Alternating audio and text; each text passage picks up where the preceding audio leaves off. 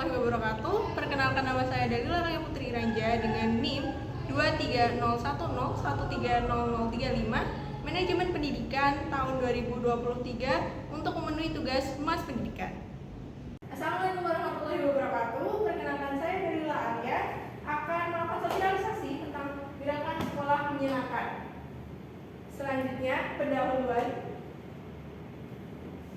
Menuju Indonesia Emas 2045, pendidikan karakter di Indonesia harus mempunyai strategi yang dapat membantu generasi yang unggul. Tetapi faktanya akhir-akhir ini terjadi krisis pendidikan karakter di Indonesia yang dilakukan oleh anak bangsa. Beberapa berita ini adalah hal sedikit fakta yang ditemukan, yaitu mulai dari bullying, tawuran, dan pelecehan seksual. Hal-hal ini menjadi dasar tentang gagalnya pendidikan karakter di Indonesia. Krisis karakter menjadi isu strategis dengan pendidikan karakter di Indonesia, di mana hampir semua kasus yang ada merupakan kesudahan dari gagalnya pendidikan karakter. Oleh karena itu, perlunya solusi yang harus dilakukan oleh pemerintah dan masyarakat dengan melakukan kolaborasi bersama agar pendidikan karakter tetap terjaga. Kenapa mereka melakukan hal yang menyimpang? Karena mereka cenderung bosan dengan suasana sekolah dan mencari hal yang lebih menarik. Untuk mengatasi krisis karakter, hal apa sih yang perlu dilakukan? Salah satunya adalah gerakan sekolah menyenangkan. Apa sih gerakan sekolah menyenangkan itu?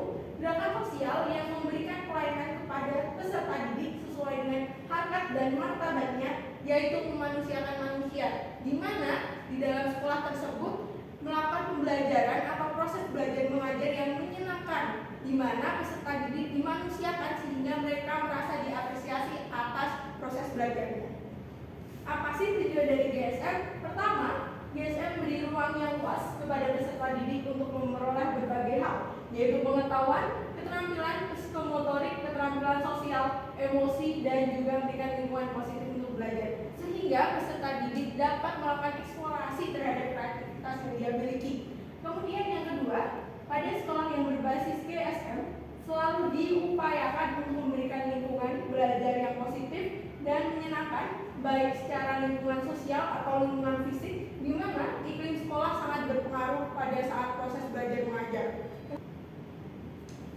Kemudian, dalam pengelolaan GSM diperlukan beberapa prinsip, yaitu pertama adalah learning environment, kedua adalah pedagogical practice, ketiga adalah character development, dan yang terakhir adalah school connectedness.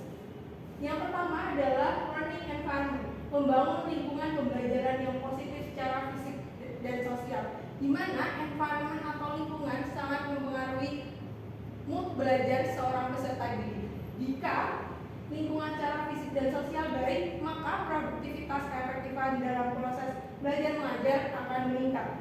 Kemudian yang kedua adalah mengutamakan model pembelajaran yang mendorong siswa mengeksplorasi, berefleksi, berpikir kritis. Tidak hanya melakukan ceramah, sekarang lebih pada student center, di mana peserta didik melakukan eksplorasi kreativitas yang dia miliki sehingga mereka dapat menyampaikan apa yang dia inginkan, dan pengajar memilih media yang apa yang harus dibutuhkan kepada siswanya. Kemudian yang ketiga adalah memantik perkembangan gen karakter baik siswa melalui pembiasaan di lingkungan keluarga, masyarakat, dan sekolah dengan model pembelajaran.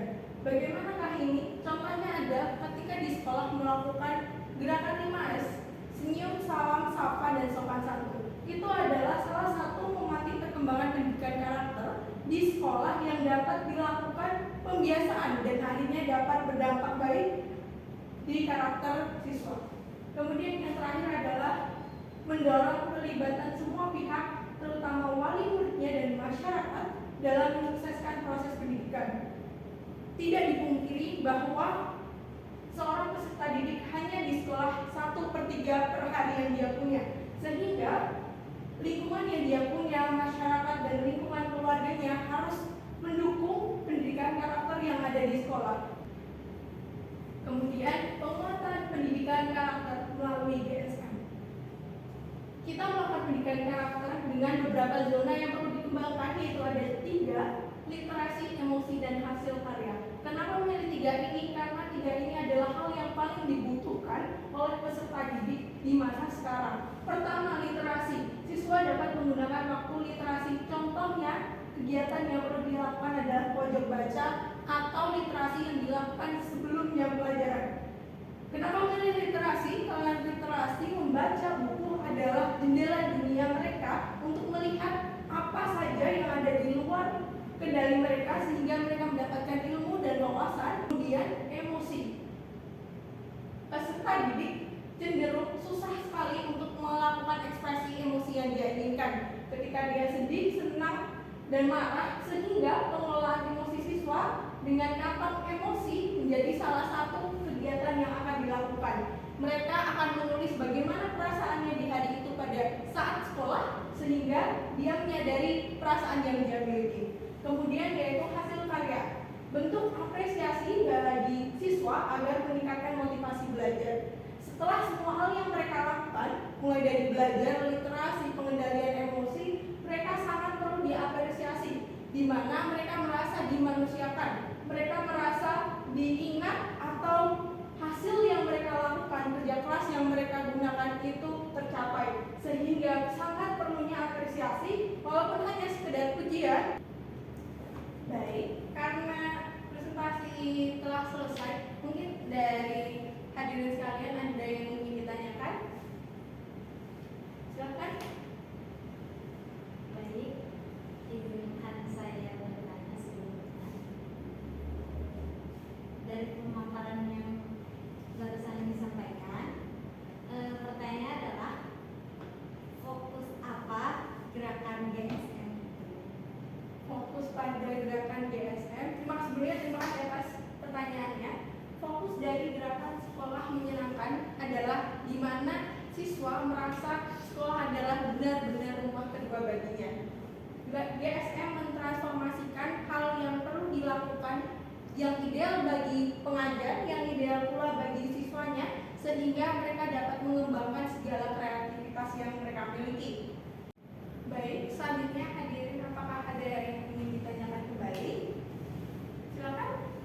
Izinkan saya bertanya. Pertanyaan saya adalah, mengapa proses belajar yang dipilih ini harus menyenangkan? Baik, terima kasih atas pertanyaannya.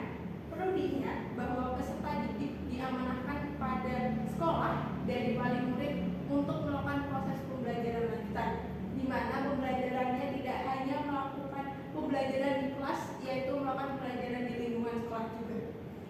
Konsep senang di sini adalah belajar yang menyenangkan dan tata tertib yang harus dilakukan dengan tanpa paksaan dari pihak sekolah. Jadi, bagaimana caranya? Yaitu perlakuan manusiakan manusia. Mereka sebagai peserta didik harus diapresiasi, harus dipuji agar mereka dianggap ada dan merasa bahwa kerja keras yang mereka lakukan ada hasilnya atau ada yang melakukan apresiasi, sehingga mereka diberikan pacuan motivasi untuk melakukan hal-hal baik lainnya. Pendidikan karakter atau kondisi ini juga harus dilakukan oleh segala pihak, masyarakat, sekolah, dan juga keluarga yang menjadi titik tumpu utama. Apakah sudah menjawab? Terima kasih atas jawabannya. Terima kasih. Kemudian hal ini dicukupkan. Terima kasih kepada hadirin yang telah memberikan perhatian kepada